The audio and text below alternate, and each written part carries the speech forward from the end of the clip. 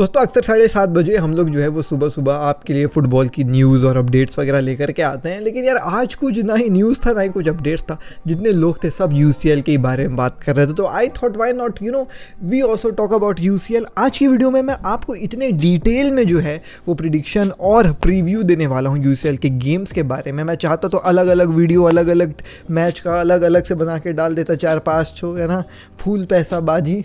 लेकिन ना आपका टाइम वेस्ट करूँगा ना अपना टाइम वेस्ट करूंगा। जितने मैचेस है ना, Arsenal versus Bayern, Barcelona versus PSG, real versus अपना मैन सिटी और एथलेटिको वर्सेस डॉर्टमुंड, चारों गेम्स के बारे में आज की ही वीडियो में जो है वो बात कर लेंगे, निपटा डालेंगे कि क्या कहानी जो है वो अपन को नज़र आ रहा है इस क्वार्टर फाइनल में। I can bet on this कि ये इतना डिटेल्ड में आपको प्रीव्यू और कहीं यूट्यूब में नहीं मिलेगा। We and gonna talk about tactics के बारे में बात नहीं करेंगे, लेमैन की नज़र से देखते हैं, एंजॉय करेंगे गेम को और क्या क्या हो सकता है उस चीज़ के बारे में बात करेंगे। टैक्टिक्स के बारे में बात करके थोड़ा सा ना मैं आपको बोर करना चाह रहा हूँ ना मैं खुद का टाइम वेस्ट करना चाह रहा हूँ। एनीवेज वीडियो को चालू करते हैं बिना किसी देरी के। सबसे पहले लेट्स टॉक अबाउट भाई साहब आर्सेनल वर्सेस बायर्न का गेम। अब दोस्तों आर्सेनल वर्सेस बायर्न के गेम में ना थोड़ा सा हिस्ट्री है। हिस्ट्री इसलिए है क्योंकि आर्सेनल 2009-2010 के बाद से कभी भी क्वार्टर फाइनल में पहुंची नहीं है। वो हमेशा राउंड ऑफ 16 से जो है वो निकल जाती थी या तो वो क्वालिफाई नहीं होते थे यूसीएल के लिए। इसी साल पोर्तो को बीट करने के बाद, और वो भी पेनाल्टीज में, थैंक्स टू डेविड राया के जो है वो गजब के जो है वो सेव एंड टिक्स, भाई साहब फाइनली आर्सेनल जो है वो राउंड ऑफ 16 को पार करके क्वार्टर फाइनल्स में अपना जगह बनाए। राउंड ऑफ 16 के बाद जो क्वार्टर फाइनल्स में इनको जो अपोनेंट मिला ना, अनफॉर्चुनेटली वो बायर्न था। अब बायर्न के साथ आर्सेनल की हिस्ट्री अच्छी खासी लंबी, आपको याद होगा, अच्छा खासा था इनका भी। लेकिन आर्सेनल अब ये वो वाली टूटी फूटी आर्सेनल नहीं है भाई। अब आर्सेनल जो है वो काफ़ी बेहतरीन हो गई है। If we talk about the games जो आर्सेनल ने खेले हैं आफ्टर दैट पोर्तो वाला गेम, दे भाई साहब drew against Manchester City 0-0, Town टाउन के खिलाफ 2-0 की विक्ट्री एंड देन ब्राइटन के खिलाफ भी 3-0 की विक्ट्री जो है वो लेकर के आए। आर्सेनल अभी भाई साहब अपने लास्ट 11 गेम्स में से 10 गेम लगातार जीतते हुए आई है। मोर ओवर भाई 4 क्लीन शीट्स इन अ रो जो है वो आर्सेनल का गोलकीपर आपको दे रहा है। विद दिस फॉर्म भाई साहब इवन बायर्न थोड़ी सी जो है वो कमज़ोर नज़र आ रही है। Not only just because of this form but Bayern अपने आप में ही कमज़ोर नज़र आ रही है। बायर्न की गाड़ी अब थोड़ी सी पंचर हो गई है। Being really very honest, if you come and से मी 2 साल पहले कि भाई आर्सेनल बायर्न को बीट करने का चांस रखती है यूसीएल में, तो मैं कभी नहीं मानता तुम्हारी बात को। मैं बोलता भैया तू पगला हो गया। लेकिन ये सीज़न अलग है, क्योंकि अगर हम बायर्न के बारे में बात कर लें तो देखें दोस्तों, बायर्न का गाड़ी पंचर है, जैसा मैंने आपको बताया। यूसीएल में वो लाजियो के खिलाफ 1-0 इन लोग हार रहे थे, लेकिन सेकेंड लेग में 3-0 जो है वो जीत करके वो अपना गाड़ी आगे बढ़ाया राउंड ऑफ 16। लेकिन उसके बाद फिर जो है वो बहुत इनकंसिस्टेंट सी बायर्न नज़र आ रही है। Sometimes they look like Bayern 8-1 की डिफीट जो उन्होंने मेंस को दी थी। उसके बाद फिर भाई 5-2 डार्मस्टेड करके कुछ एक टीम है भाई जर्मनी में, अजीब गरीब नाम रहता है, उनके खिलाफ विक्ट्री था। लेकिन फिर आप डॉर्टमुंड से 2-0 हार जाते हो। एंड फिर आप अभी रिसेंट भाई हेडेनहेम करके एक टीम है जो न्यूली प्रमोटेड जो है वो भाई बुंडेसलीगा में टीम थी, उसके खिलाफ भी आप जो है वो 3-2 हार जाते हो। 2-0 लीड करते करते कम बैक होता है सामने वाली टीम का। उसके बारे में हमने न्यूज़ वाली वीडियो में बात किया है गेम के बारे में, तो अगर आपने नहीं देखा तो आप जा करके देख सकते हो। बट स्टिल यार बायर्न बहुत इनकंसिस्टेंट नज़र आ रही है। बायर्न ने केवल एक ही क्लीन शीट जो है वो निकाली है इन देयर लास्ट 12 कॉम्पिटिशन्स, और ऑन द अदर हैंड भाई आर्सेनल गोल स्कोर कर रही है फटे।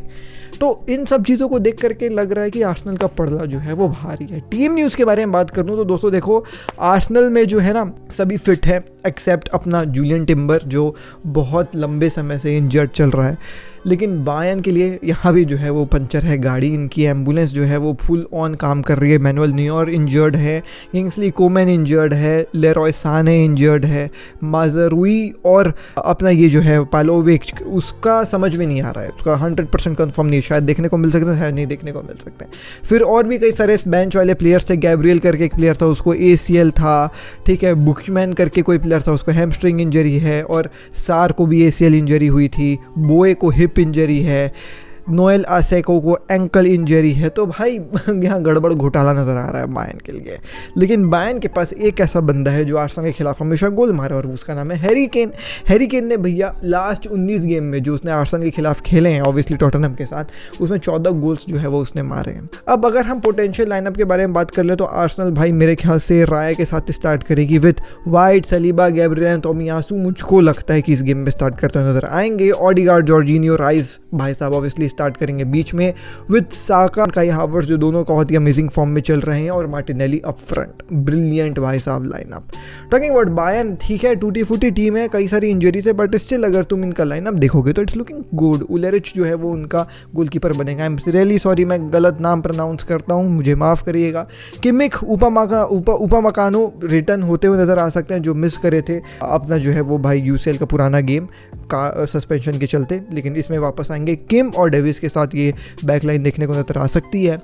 गोरेट्स्का, लेमियर, मुलर, मुसियाला, गैनेब्री एंड केन की जो है वो लाइनअप। तो आप अगर लाइनअप देखोगे ना बायर्न का, जो मैं प्रेडिक्ट कर रहा हूँ, ऐसा नहीं लग रहा है कि कमज़ोर टीम है कहीं से भी, लेकिन कमजोरी इनकी मेंटेलिटी में है। डिफेंडिंग कमज़ोर नज़र आ रहा है, जिसके चलते मुझको लग रहा है Arsenal have a good chance इस गेम में प्रोग्रेस करने के लिए। 2-1 की विन मेरे हिसाब से आर्सेनल की होगी। Now let's talk about the second game भाई साहब, real Madrid versus Manchester city. Now talking about this game भाई साहब, ये गेम लास्ट ईयर का सेमीफाइनल है। लास्ट ईयर अपन को सेमीफाइनल में ये देखने को मिला जिसमें मैनचेस्टर सिटी ने 5-1 रियल मैड्रिड को एग्रीगेट में हराया था। रियल मैड्रिड ना अभी अच्छे फॉर्म में चल रही है, और वो अच्छा फॉर्म उन्होंने पिकअप किया जब वो कोपा डेल रे में हार गए थे एटलेटिको मैड्रिड से, जब जनवरी में था। और उसके बाद से रियल मैड्रिड 13 गेम से भैया अनबीटन है in all the competitions they have played in. आप बात कर लीजिए यूसीएल में लाइप्जिग के खिलाफ, ठीक है वो उतनी कंपेलिंग विक्ट्री नहीं आई है रियल मैड्रिड टाइप वाली, they won with 1-0 away and 1-1 draw at Santiago Bernabeu, aggregate में ऊपर निकले। But if you look upon La Liga, Celta Vigo के खिलाफ 4-0 की विक्ट्री, ओसासुना के खिलाफ 4-2 की विक्ट्री, एथलेटिक बिल्बाओ के खिलाफ 2-0 की विक्ट्री। तुम इन्हीं गेम्स को जो इन्होंने यूसीएल के बाद खेले को एड अप करोगे तो 10 गोल हो जाते हैं यार। 9 दिन का छुट्टी मिला इनको भैया अपने लास्ट गेम से, तो 9 दिन की छुट्टी के बाद फुल प्लेयर्स ने रिकवरी कर लिया है, और ला लीगा में टॉप ऑफ द टेबल जो है वो भाई एकदम चोटी में खड़े हुए हैं। मैनचेस्टर सिटी के बारे में बात कर लूँ तो चलो, मैनचेस्टर सिटी जो है वो अपना यूसीएल का ग्रुप स्टेज से निकली थी without dropping a single point. Last game जो यूसीएल का था वो अपन ने कोपेनहेगन के खिलाफ इनका देखा था, जिसमें easy peasy lemon squeezy 3-1 home and away victory निकाल करके लोग ले आए थे। लेकिन इनके लिए ना टफ है प्रीमियर लीग में कुछ टफ फिक्चर्स देखने को मिला, जैसे 1-1 लिवरपूल, न्यूकासल के खिलाफ 2-0 की विक्ट्री, 4-1 एस्टन विला के खिलाफ विक्ट्री, रिसेंट 4-2 क्रिस्टल पैलेस के खिलाफ विक्ट्री, जिसका काइंड ऑफ छोटू सा रिव्यू न्यूज़ वाली वीडियो में मैंने दिया था। तो इतने सारे गेम्स इन्होंने ना उस यूसीएल वाले गेम के बाद खेले हैं कि इनको रेस्ट ही नहीं मिला है। मुश्किल से 3 दिन की जो है वो छुट्टी, 3 से 2 दिन की छुट्टी बिफोर रियल मैड्रिड का गेम एंड वो क्रिस्टल पैलेस का 4-2 वाली विक्ट्री के बीच में इनको मिला है। ऑन द अदर हैंड अगर हम देखें रियल मैड्रिड को तो 8 से 9 दिन का जो है वो लोग आराम फरमा के आ रहे हैं।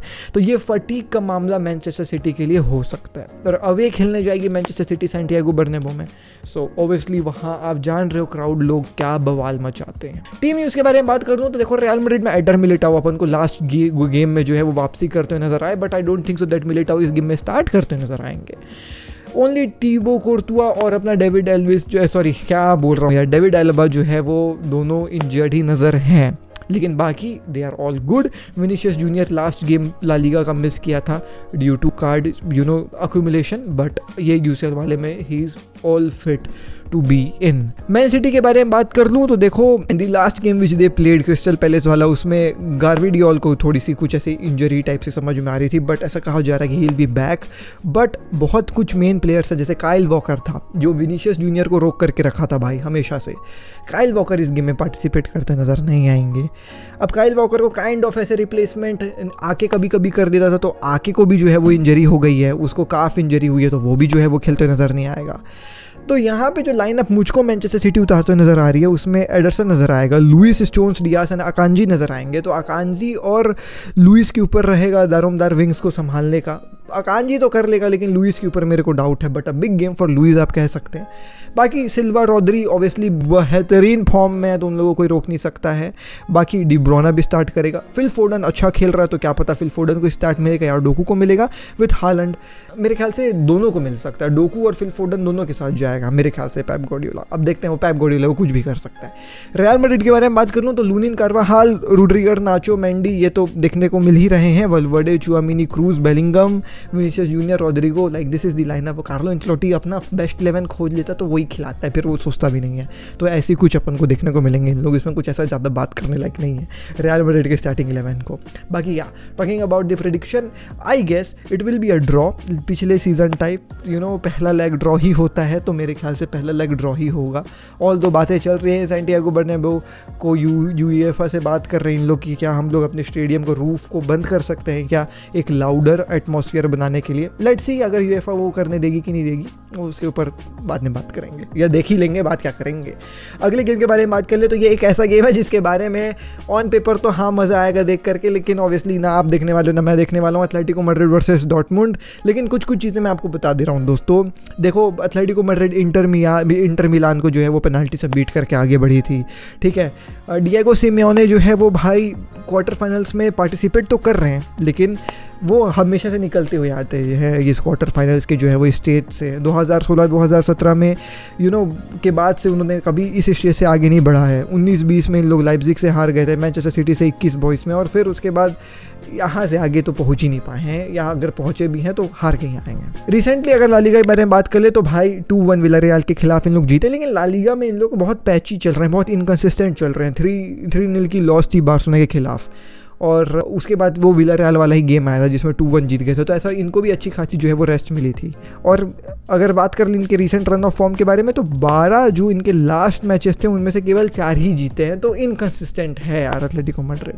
बाकी डॉर्टमुंड तो यार ग्रुप ऑफ डेथ में जो है वो टॉप करके निकली थी। डॉर्टमुंड जो है वो पेरिस सेंट जर्मन, आपका न्यूकासल और एसी मिलान वाले ग्रुप में थे, जिसमें सब सोचे थे कि डॉर्टमुंड नहीं निकल पाएगी, बट डॉर्टमुंड भैया टॉप ऑफ द टेबल निकल करके पीएसवी के खिलाफ खेली और पीएसवी से भी जो है वो जीत करके इन लोग आ गए थे। अब बुंडेसलीगा में रिसेंटली एक ही लॉस है, जो मेरे ख्याल से किसके खिलाफ है मेरे को याद नहीं आ रहा, देख लो स्क्रीन में है, लेकिन फ्रैंकफर्ट और अपना ये बायर्न के खिलाफ इन लोग जीतते हुए आए हैं। बाकी ऐसा कुछ इनके बारे में यार बात करने लायक है नहीं, क्या ही बात करूं मैं, तुम लोग भी ज़्यादा इंटरेस्टेड नहीं हो गया एथलेटिको मैड्रिड वर्सेस डॉर्टमुंड के बारे में जानने के लिए, तो मैं इसका काइंड ऑफ छोटा सा प्रेडिक्शन ही दे देता हूं। मेरे को लग रहा है ये गेम एथलेटिको मैड्रिड अपना पहला होम में निकाल करके ले आएगी 1-0, क्योंकि वो ऑब्वियसली डिफेंड करेंगे, ग्रीजमान बैक है तो ग्रीजमान की तरफ से मैं एक्सपेक्ट कर रहा हूँ गोल देखने को मिले।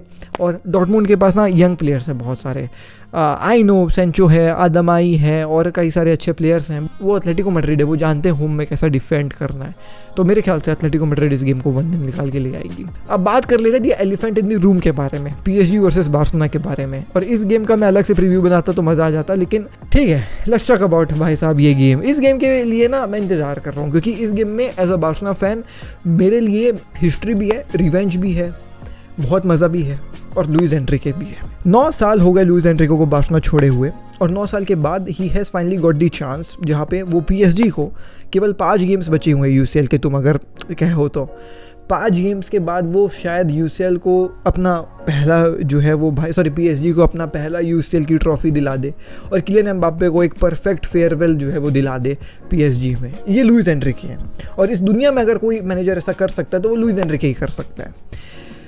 लुइस एनरिके की टीम यूसीएल में रियल सोसिएडाड के खिलाफ जो है वो खेलने आई थी, which everybody knew since Luis Enrique Spanish coach and he knew all about La Liga.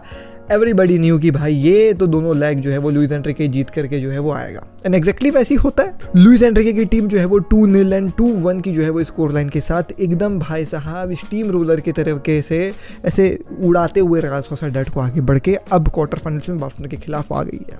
Talking about इनका जो है वो भाई पीएसजी का रन फॉर्म आप कह सकते हो लीग 1 में, तो रिसेंट इनका गेम था क्लेयरमॉन्ट के खिलाफ। अब क्लेयरमॉन्ट ना bottom of the table team थी, और इस गेम में सिंस लुइस एनरिके न्यू कि मेरा अगला गेम बार्सिलोना के खिलाफ है, तो मैं अपनी उस टीम को जो मैं बार्सिलोना के खिलाफ खिलाना चाह रहा हूँ उसको जो है वो रेस्ट करवा देता हूँ। एग्जैक्टली उसने ऐसे किया, उसने जो है वो अपने पूरे टीम वाले मेंबर्स को रेस्ट करवाया, एकदम रेस्ट करो, कोई दिक्कत वाली बात नहीं है।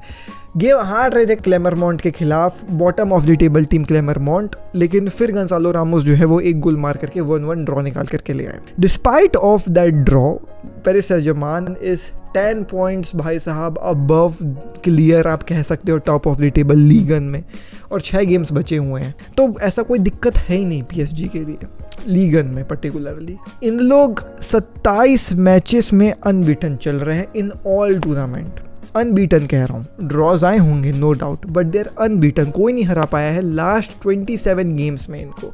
लास्ट डिफीट जो इनको मिली थी, if I am not wrong, मैं लिखा नहीं हूँ, AC मिलान के खिलाफ आया था बैक इन नवंबर, ये मुझको याद है, लास्ट डिफीट थी इनकी। अब बार्सिलोना के बारे में बात कर लें तो ऑब्वियसली ला लीगा चैंपियंस पिछले सीजन के, वापस से क्वार्टर फाइनल्स में एंट्री मिली है 2019 के बाद, जब अपन ने ऑब्वियसली वो बायर्न के खिलाफ हार का सामना किया था। जनवरी में 5-3 की लॉस थी विलारियल के खिलाफ इस जनवरी में, जिसके बाद शावी का जो है वो आया कि भाई मैं मैनेज नहीं करूंगा बार्सिलोना को इस सीज़न के बाद से। उस अनाउंसमेंट के बाद ये शावी की बार्सिलोना 11 अनबीटन जो है वो गेम्स का स्ट्रीक लेकर के चल रही गया। उधर PSG 27 गेम्स अनबीटन है और इधर अपनी बार्सिलोना 11 गेम्स अनबीटन है। डैम, ठीक है।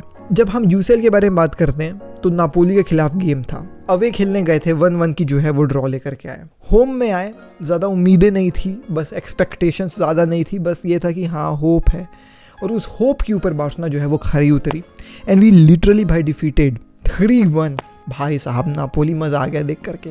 And that team consisted of Victor Osimhen, Kvaratskhelia, जो काफ़ी अच्छे नज़र आ रहे थे। उसके बाद फिर बार्सिलोना मायोर्का के खिलाफ खेली है, हम जीत करके आए। एथलेटिको मैड्रिड के खिलाफ खेल करके आए, हम जीत करके आए।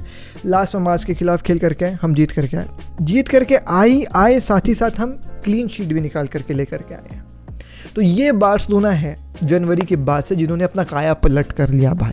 लेकिन इस काया पलट वाली बार्सिलोना के सामने वो नापोली वाले मैच के बाद से ना कोई ऐसी बड़ी टीम नहीं आई है। ये बड़ी टीम है PSG जो आने वाली है अब हम लोग के सामने, और इस बड़ी टीम में डेम्बेले अपने इंजरी काइंड ऑफ आप कह सकते हो स्पेल से वापस आ चुका है, मार्किनियोस वापस आ चुका है, तो डिफेंस और अटैक में दोनों में कमाल का जो है वो अपन को कंपटीशन देखने को मिलने वाला है।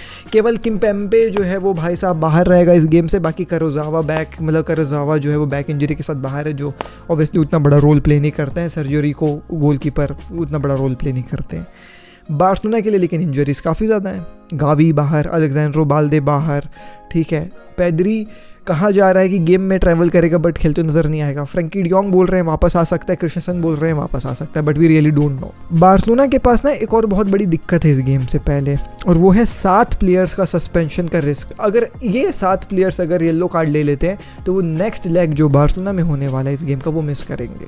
फरान टोरेस, सर्जियो रोबर्टो, खैर इन दोनों बेंच में रहेंगे तो उनको उतना रिस्क नहीं है, but Christiansen, Frenkie de Jong, lamin Yamal, jaw Felix, ये मेन प्लेयर्स है जो शायद स्टार्ट कर सकते हैं, और एक अगर येलो कार्ड इन लोग पा गए तो भाई बाहर हो जाएंगे अगले लेग के लिए, इवन लमीन यमाल भी भाई। तो ये दिक्कत है बार्सिलोना के लिए। लाइनअप के बारे में बात कर लिया जाए तो देखो PSG का लाइनअप डोनारूमा के साथ स्टार्ट होता है। मार्किनियोस, हर्नांडेस, बेराल्डो जो है वो स्टार्ट करते हुए नजर आए इनके लिए PSG में, जो अच्छा नज़र आया है। नुनो मेंडेस भी स्टार्ट करते हुए नजर आया, जो अच्छा दिख रहा है। मिडफील्ड में अपना एमरी स्टार्ट करेगा विटिनिया और रूइस के साथ। अटैक में डेम्बेले, एम्बाप्पे, अपना ली स्टार्ट करते हुए नजर आ सकते हैं, ये मेरा मानना है। बार्सिलोना कहे तो भाई वही है, ter Stegen, Kounde, Cubarsi, Araujo, Cancelo, de Jong, most probably since he is back मेरे को लग रहा है खिलाएगा। Gundogan, Fermin Lopez, hopefully Lamine Yamal, Lewandowski, Raphinha, ये मुझको लग रहा है कि ऐसा नजर आएगी बार्सिलोना। लेकिन तुम अगर लाइनअप देखोगे ना PSG का तो तुम बोलोगे कि ये गेम बार्सिलोना निकाल के ला सकती है क्योंकि मिडफील्ड में उतना दम नहीं है। I agree on that point, but यही तो है मतलब तुमने अगर लुइस एनरिके का गेम देखा है ना तो कोई कहीं भी चले जाता है। मतलब हकीमी ऑल दो इस गेम में शायद पार्टिसिपेट ना करे, बट तुम एक्सपेक्ट कर सकते हो। नुनो मेंडेस ना मिडफील्ड में आ गया है, डेम्बेले पीछे चला गया है, फॉल्स 9 खेल रहा है, किलियन एम्बाप्पे मिडफील्डर बन गया है, ली को आगे दौड़वा रहे हैं, मार्किनियोस मिडफील्ड में आ गया है। कुछ भी कहीं से भी कुछ भी चल सकता है, और ये खासियत है लुइस एनरिके कि अपनी टीम को इस तरीके से बनाता है ना कि तुम बैम्बूजल हो जाओगे जब खेलने जाओगे। तो इस डर के साथ मैं कह रहा हूँ हम पेरिस में जा रहे हैं खेलने के लिए। मेरे ख्याल से 1-1 ड्रॉ होने वाला है ये गेम। आई नो बहुत सारे ड्रॉस मैं प्रेडिक्ट कर रहा हूँ, but this is what I feel. Let's see क्या होगा। क्योंकि ये गेम ना कुबारसी के लिए बहुत बड़ा है। हम लोग कुबारसी को बहुत चढ़ाते हुए आए हैं।